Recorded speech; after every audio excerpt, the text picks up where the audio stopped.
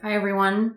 We are obviously not in the Genius kitchen like we usually are. We are in my apartment because this is a very strange moment where we're all hunkering down and staying at home. And so the camera person is my husband, Mike. Hi. We're trying to get this shot before the baby wakes up. So we're going to try to get moving. The recipe this week is really delicious. It's such a good way to make asparagus or pretty much any vegetable taste really, really good. It comes from Bryant Terry's new cookbook, Vegetable Kingdom, and we're gonna get to talk to him as well, and he's gonna help us feel out the different kinds of substitutions that we can do if you don't happen to have access to the ingredients that are in the recipe.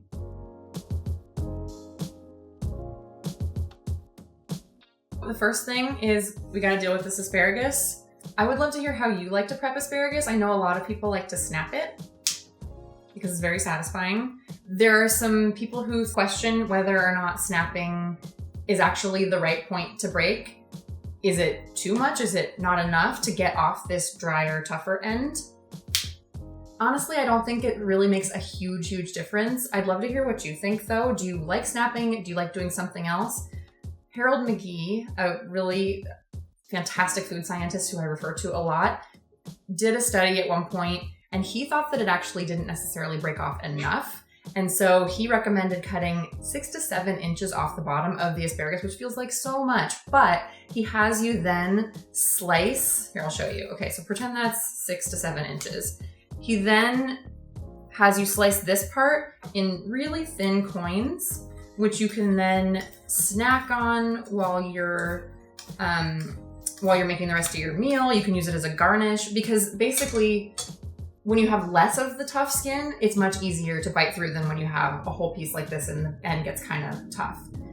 I personally am fine with just snapping, or sometimes I'll just snap and then see roughly where it broke and then like cut off about there and just call it good.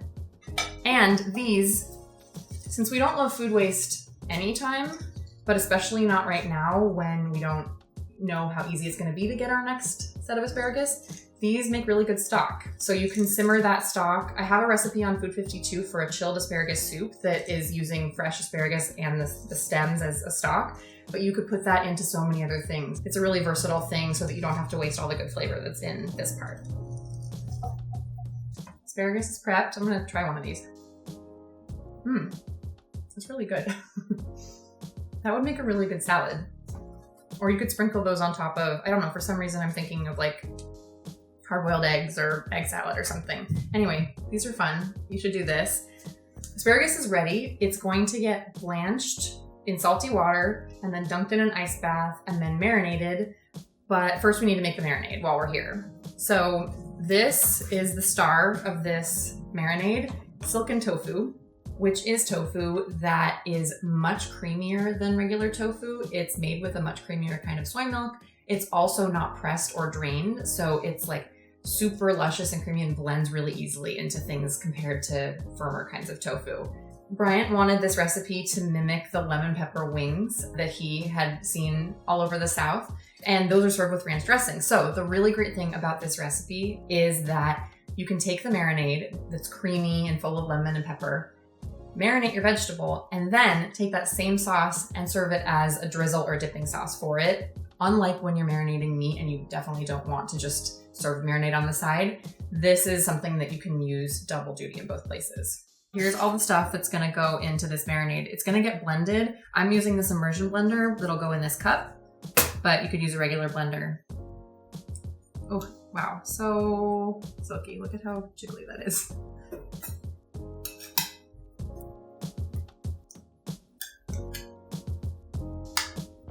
All right, that's about a cup.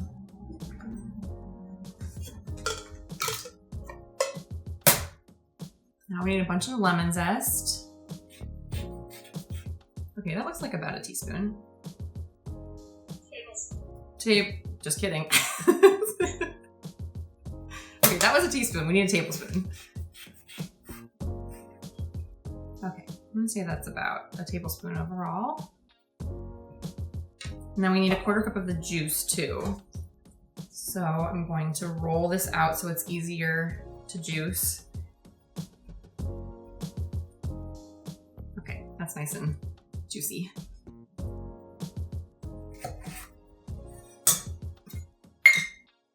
And I'm just gonna squeeze this by hand because this is how I do it at home.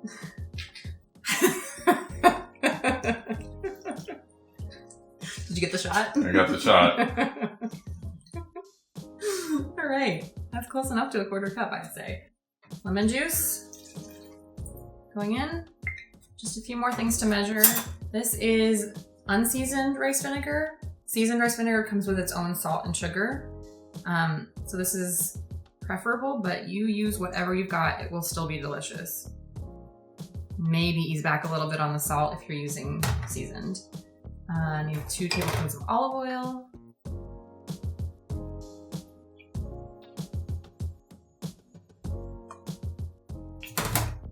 And 2 tablespoons of water.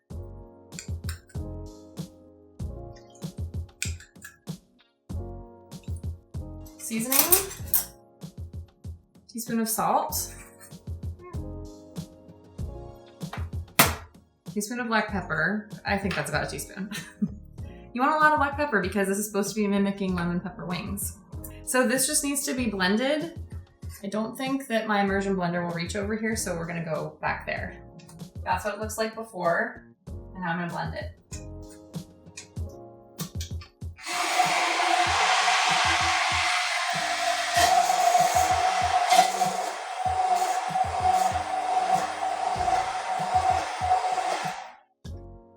Okay. Okay, so that's what it looks like. That's gonna be sauce and marinade. So first job as marinade, it just needs to get poured into a shallow dish that you'll marinate the blanched asparagus in. I'll give it a taste. Okay, so if you're riffing at home, it should be creamy, quite acidic, peppery, and salty. And all of that's gonna go into your vegetables and make them taste really good. This guy's boiling and very salty, hopefully. Okay, it's not quite boiling. We'll give it a sec, but I'm gonna get the ice cubes for the ice bath here. Making an ice bath. As you can see, my ice cubes have not fully frozen, probably because my freezer is more packed than usual with frozen vegetables and fruits. That's fine. Even if you don't have ice cubes, just rinse it with cold water after it comes out and it will be fine. That's what I did the first time. But I froze these ice cubes special for you guys. I just want to point out a couple more fun facts about asparagus that I learned from a Harold McGee article. They shoot up in a single day. They grow all of this length in a single day. And then they still keep changing after they're picked. So when they curve up like this, it's them trying to get away from gravity. So if you store them on their sides, that's why they curve up like that and are arching. Fun fact of the day. These are gonna get blanched for a couple of reasons. One, to keep them bright green. So you plunge them in really salty water and then put them in cold water. Also, it makes them soft and it helps them absorb the marinade, and it means that you will be grilling them or broiling them in our case for a lot less time. So, I'm gonna go in.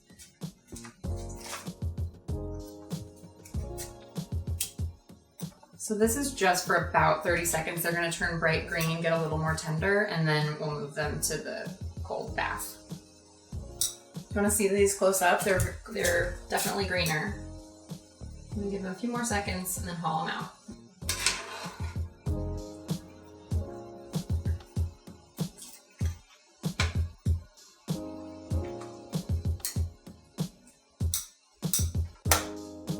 Now they just need a bit of time to cool, not too long, and then they get dried off and go straight into the marinade. I'm just repurposing the baking sheet that I'm going to broil them on to dry them off really quick. So that's what I had. I think this is just to not water down the marinade too much. I thought those look nice and green. They smell really good and asparagus-y too.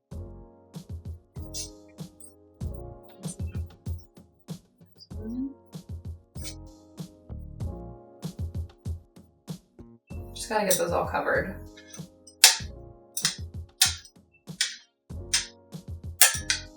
Mike thought he didn't want to be on camera, but he's getting a little fired up now. Blast. Well, the coffee's not helping. Okay. Okay, so those are gonna marinate, and we're gonna call Bryant to hear a little bit more about this recipe and about some substitution ideas so that you guys can make this at home no matter what you have. Hi, Bryant. Hey, Kristen. Thank you so much for being game to join us with this video. I would really love to hear more about this recipe. Would you mind just starting there? Wings are pretty ubiquitous in the South, and in Memphis, it's kind of like, I don't know, I feel like there's a wing restaurant on every corner. And so I had often heard about lemon pepper wings, but never tried them. And then, the inspiration for this particular recipe is kind of tongue in cheek. I was watching Donald Glover's show Atlanta, and there was a particular episode that was kind of centered around this box of lemon pepper wings. And I had this idea of taking a vegetable, and spring at the time, asparagus was pretty all over the place at the market, and so I thought it'd be fun to kind of use that as a replacement for what one might typically make with the wings, and do this lemon pepper asparagus. I always say the litmus test for most of the recipes, the success of the recipes in this book, is if my daughters like them. And they were definitely into those lemon pepper asparagus spears. I obviously love it too. So that's good to hear. Because we're cooking this in this sort of strange moment where people have limited access to groceries and are trying to cook out of what they have, what would you recommend for, like, say, the silken tofu? If someone can't find it or they don't have it at home, do you think that they could use a little bit of regular tofu, or would that kind of not blend up as smoothly? I haven't tried making this recipe using maybe like medium or firm tofu. I imagine that if you just kind of like grabbed a little chunk of it, maybe like a quarter cup or so, and blended that with the liquid, that it would probably add some creaminess. I think with recipes like this, I always say the recipe should be a guide, and that people should, feel enthusiastic about modifying it to make it fit for their needs, or using ingredients that are on hand. I've never tried any other ingredients for this recipe, but I imagine if you had like some fennel at home, for example, that you could cut that, blanch it, and then marinate it in the lemon pepper marinade, and then try grilling that. I think it won't hurt, but I imagine it tastes pretty good. And then something, for example, if you don't have silken tofu, I think maybe using like a creamy non-dairy milk, like oat milk or almond milk. I'd recommend maybe like boiling it on low heat to reduce it by half to help it thicken, and then folding that into the marinade. So I think it's really about experimenting, seeing what works, using what's on hand, and just sometimes it works and sometimes it falls on its face. But I think that's one of the magic in the kitchen, is just like being free. And I talk about it similar to the way we think about like jazz compositions, where you might have like the structure, but within that it's all about like playing and riffing and just having fun. So that's what I want people to do. Yeah. And that is sort of a bit of a silver lining in this time, is that we are becoming more creative using what we have. And It's nice to have a blueprint like this that will work so successfully. Yeah, it's been exciting just seeing the people. I've been seeing a lot of posts about people kind of digging into their pantries and, using legumes and pastas and other noodles that they haven't used in like a year, and just really getting, experimenting and having fun with what's on hand. Just wanted to say, I have this book of yours, Afro Vegan, at home. I do not have the new book here that this recipe comes from. You have it? Aha! I have it. Could you just tell us a little bit about this book? Yeah, I'll tell you about my book. I had an amazing book tour. We were starting and everything just kind of fell apart and that got canceled. But I'm here. No, and I'm excited. I'm glad that we got, the chance to just kind of like start the momentum. It started in January when I co-taught this class at UC Berkeley with Alice Waters, and that was just like a great kind of kickoff. And we got a chance to go to about 7 cities before everything shut down. But this book, I've been working on it for the past 3 years, and I just feel like it's really my attempt to get people eating vegetables again. I often say that I can make a lot of arguments for embracing a vegan diet for economic, for environmental, for ethical reasons. When it comes to health reasons, I don't know if a vegan diet is the perfect diet for anyone. I don't know if there's any one perfect diet, but I do know that we can all stand to eat more vegetables, more fruits, more legumes and grains, and just real food. And that's what this book is about, just focusing on vegetables. I wanted to give people a book where, you could take it to the farmer's market, or you could just go to the farmer's market and see what's most beautiful and what's freshest, and then grab that and take it home. And, you can quickly find 4 recipes that you can use to play with, the season's bounty. And, I'm proud of this book. It's beautiful. The feedback has been amazing, and I'm looking forward to the spring and summer where we have a lot more fresh produce to play with, so I can, just really, everybody can really dig into it. Yeah. And it says a lot that even in this moment with restricted groceries, it's got this delicious, brilliant technique that can be applied to a bunch of different things, but it's going to be that much better when we can all be going out to the farmers markets and grocery stores as freely as we would like to be doing right now. Can we talk a little bit about the soundtrack that goes along with this cookbook? Yeah, so one of the signatures to my work is I typically include a suggested song with every recipe, and I went a step further in Vegetable Kingdom by actually providing a whole playlist at the beginning of the book with all the songs, so you can see them in one place. And if people have access to Spotify, you can actually go and search for the Vegetable Kingdom playlist, and so it has all the songs in the book and on a playlist that you can listen to when you're cooking and hanging out with friends eating. Thank you. Yeah, and it's really good, I have to say. I mean, not to brag on myself, but it's interesting because I didn't put the playlist together with the kind of eye of a DJ in terms of like, all the songs kind of like blending in each other. It was really driven by, how the recipe might have inspired a song, or how a song might have inspired the recipe. And so it was kind of hodgepodge in that way. But, when I listened to it, I was like, oh yeah, this is actually a really good mix that kind of flows together nicely. So I think people are going to enjoy that. Bryant, thank you so much for all this background and all these pointers, for helping me cook this right now and helping everyone at home cook it. I hope you stay safe out there and get lots of good things to eat in this very odd period of our lives. Yeah, thank you. That's actually been my one kind of creative outlet, is making these elaborate meals for my family. So that food has been keeping me sane. But I wish you all the best in Brooklyn, and to everyone watching, just count our blessings. That's what we're definitely doing. As inconvenient as this can be, I know there are a lot of people who've been struggling, and this moment is just going to exacerbate those struggles. So I try to hold that and just give thanks. Yeah, and take care of ourselves and really take care of other people at the same time. Definitely. Yeah, well, thank you so much. Thank you. Take care. Take care. Bye. The wine is capturing. Right. So this is the part where you grill the asparagus, but I don't have a grill or a grill pan here. So I'm going to broil them to get a little char. And I threw a little foil down here because I have a feeling that this marinade is going to char to the pan, and that will make cleanup a whole lot easier. Since I haven't done this before, I'm not really sure what I'm doing, but I think that giving them space doesn't seem like a bad idea. That way they can get more of the heat coming in on all sides.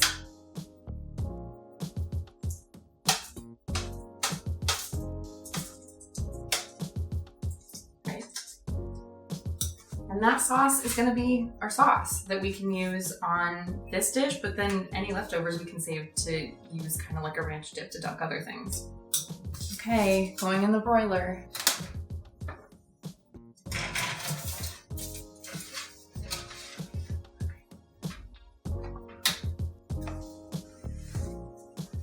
Now we wait. Okay. These are broiled. They look pretty charred. I think it worked pretty well.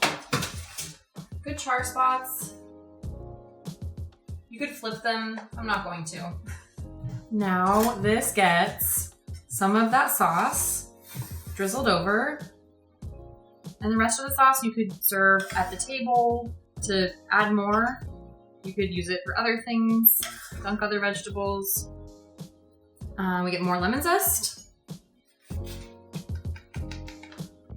And we get salt to taste. And he has a fun twist where he does white pepper on top because it's kind of a different version of the pepper flavor. It's a little earthier and more floral.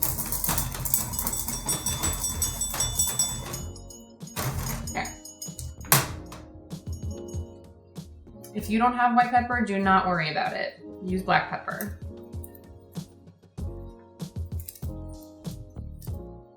I think that's it. Oh, I was gonna put on these little asparagus coins that we made earlier. That's optional. It's not in the recipe, but it's pretty, right? And now because I'm in my home and not serving a dinner party right now, I'm just gonna pick up one of these and eat it.